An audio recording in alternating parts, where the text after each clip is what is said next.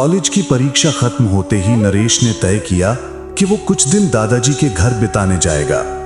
उसके दादाजी का घर पलाशपुर में था, जो कि बीरभूम का एक गांव है। करीब 10 साल बाद शहर छोड़कर गांव में आकर दादाजी के साथ नरेश का मन खुश हो गया। शहर में जहां सब देर रात तक जागते रहते हैं, वहीं गांव में लगभग 9 बजे तक सभी सोने चले जाते हैं। नरेश शहर का रहने वाला था, इसलिए उसे तुरंत नींद नहीं आई। सिरहाने की खिड़की से बाहर झांकते हुए उसे दूर तक फैला हुआ मैदान दिखाई दे रहा था। अचानक बाहर गायें जोर जोर से चिल्लाने लगी, जैसे उन्होंने कुछ बहुत डरावना देख लिया हो। अब तक सब कुछ ठीक था, अचानक ऐसा क्या हो गया? ज्यादा समय बर्बाद किए बिना नरेश दरवाजा खोलकर बाहर आ गया।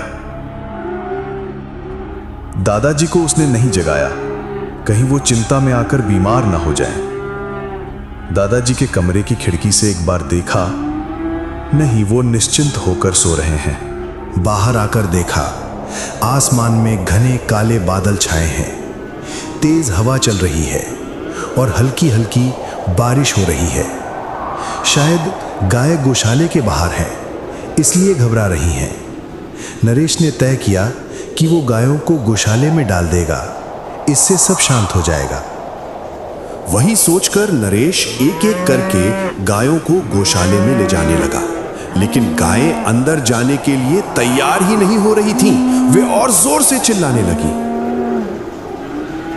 किसी तरह वो 3-4 गायों को गौशाले में डाल देता है, तभी एक अजीब सी सड़ी हुई बदबू फैलने लगती है और अब तक ऐसा लग रहा था जैसे गायों की संख्या भी कम हो रही है। नरेश गौशाले के पीछे जाकर जो दृश्य देखता है, उससे उसका शरीर डर और घबराहट से कांप उठता है। वो देखता है कि एक गाय का कंकाल बिखरा पड़ा है, चारों ओर अधखाया मांस फैला हुआ है। गाय अब भी कभी कभार हिल रही थी, जैसे किसी ने उसे जिंदा ही नोच कर खा लिया हो।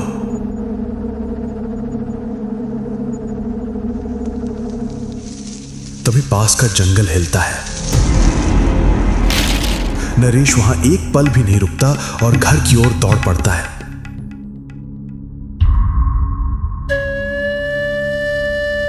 तभी बहुत पास से एक बांसुरी की आवाज सुनाई देती है। इसका मतलब वो आ गया है। वो यानी मारूक। नरेश ने अपने दादाजी से मारूक की कहानी सुनी थी। बीरभूम के लोग एक जीवित लाश को मारूक कहते हैं। जिसे भी उसकी बांसुरी की आवाज सुनाई देती है, वो कभी जीवित नहीं बचता।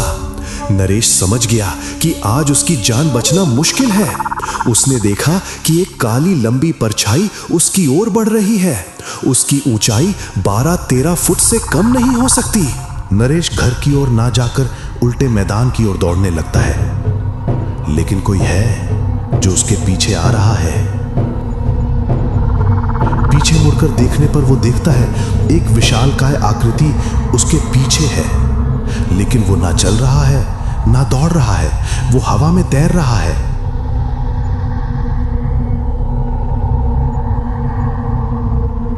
कुछ ही देर दौड़ने के बाद वो भयानक आकृति नरेश के सामने आ खड़ी होती है। अब वो साफ देख सकता है, शरीर के कई हिस्सों में मांस नहीं है, हड्डियां झांक रही हैं, कहीं कहीं मांस लटक रहा है। एक हाथ में बांसुरी और दूसरे हाथ में एक बड़ा लोहे का बाल्टी, जिसमें हड्डियां और मांस भरे हैं। उससे सड़ी हुई मांस की दुर्गंध आ रही है और उस पर मक्खियां भिनभिना रही हैं। मारूक उस सड़े हुए मांस को कभी खुद खा रहा है, कभी नरेश की ओर फेंक रहा है। नरेश को ऐसा लगने लगा कि अभी उसकी सांस बंद हो जाएगी। मारूक जोर जोर से हंसते हुए उसकी ओर बढ़ने लगा।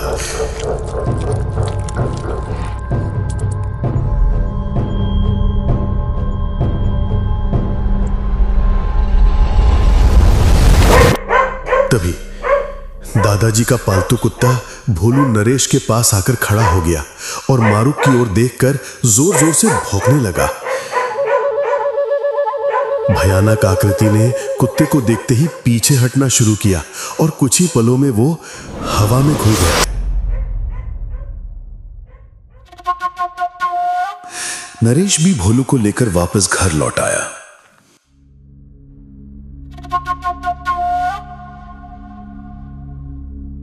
उस रात उसने कई बार सोने की कोशिश की, लेकिन एक पल के लिए भी नींद नहीं आई। रात में कई बार उसे फिर से बांसुरी की आवाज सुनाई दी और भोलू के भौंकने की आवाज सुनाई दी। समझ में आ गया कि मारूक लौट आया है, लेकिन भोलू की वजह से वो गौशाले के पास नहीं आ पा रहा।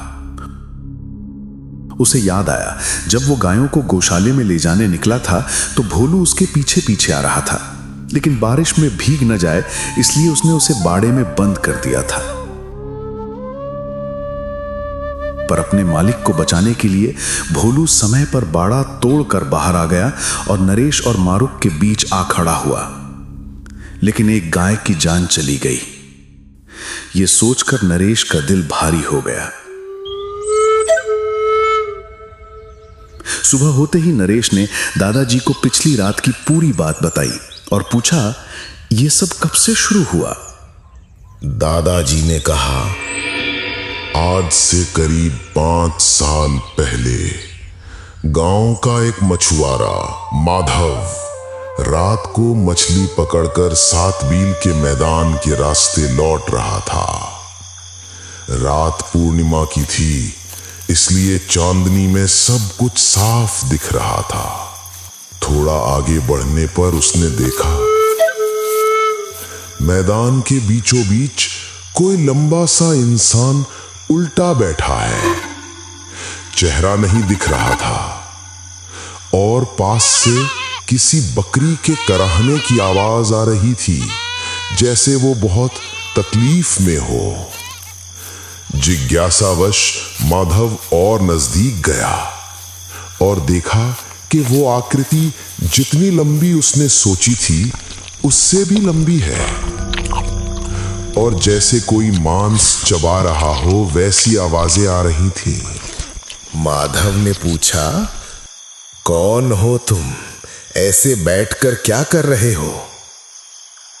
जब उसने थोड़ा और जोर से वही बात दोहराई, तब वो आकृति धीरे धीरे पीछे मुड़ी और उसके चेहरे को देखकर माधव के हाथ से नदी की मछलियों का टोकली गिर गया। जब वो आकृति खड़ी हुई तब माधव को समझ में आ गया कि ये कोई इंसान नहीं है। इतना लंबा कोई नहीं हो सकता। चेहरा आधा कंकाल, आधा जला हुआ मांस।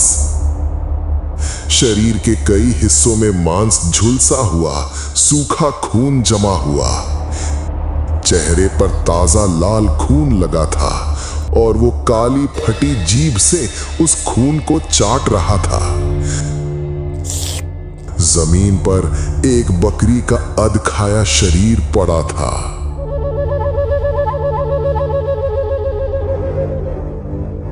मारूक ने माधव की ओर देखा और डर के मारे माधव के गले से आवाज तक नहीं निकली। उसके कुछ करने से पहले ही वो भयानक आकृति उसके पास आई और अपनी लंबी बांह से उसका गला मरोड़ दिया।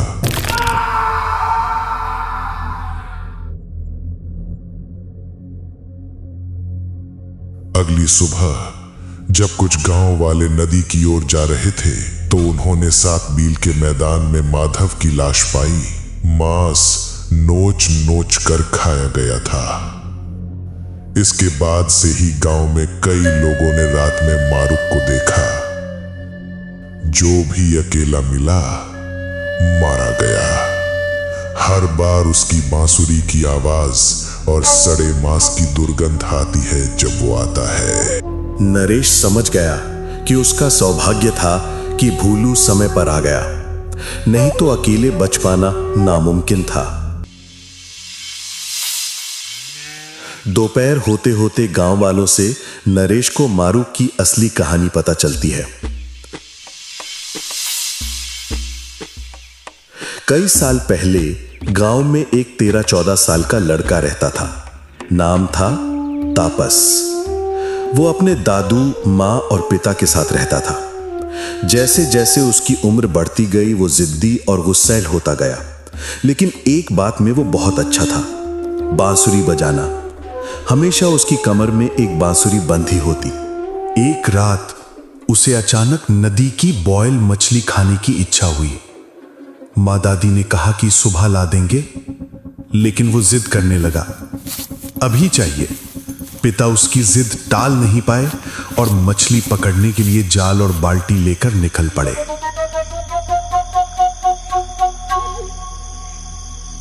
काफी देर बाद भी पिता वापस नहीं लौटे तो तापस और गुस्सा हो गया। पिता को देखने के लिए वो घर से निकला।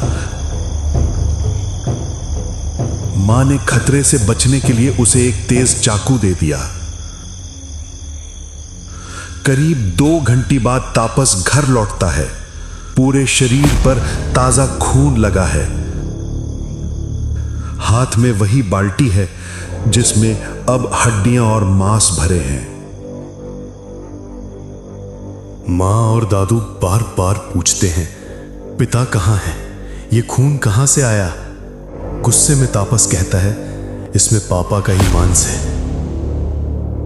और जोर जोर से हंसता है। यह सुनकर मां बेहोश हो जाती है और दादू उसे डंडे से पीटते हैं। इतना पीटते हैं कि शरीर जगह जगह से फट जाता है और खून बहने लगता है। उसी हालत में तापस वो मांस भरी बाल्टी लेकर घर से निकल जाता है। पुलिस बहुत ढूंढती है, लेकिन वो नहीं मिलता। करीब 15 दिन बाद सातबील के मैदान में उसकी लाश मिलती है। पूरी तरह सड़ चुकी थी। इतनी बदबू कि कोई पास भी नहीं जा सकता। तब से तापस एक जीवित लाश, मारुक बनकर रात को गांव में भटकता है। किसी को तकलीफ देकर मारना ही उसकी तृप्ति है। जीवित रहते हुए भी तापस कुत्तों से बहुत डरता था, इसलिए आज भी वो कुत्तों को देखकर डरकर भाग जाता है। इसीलिए गांव में हर घर में कुत्ते हैं, ताकि अपने और अपने जानवरों को बचा सके।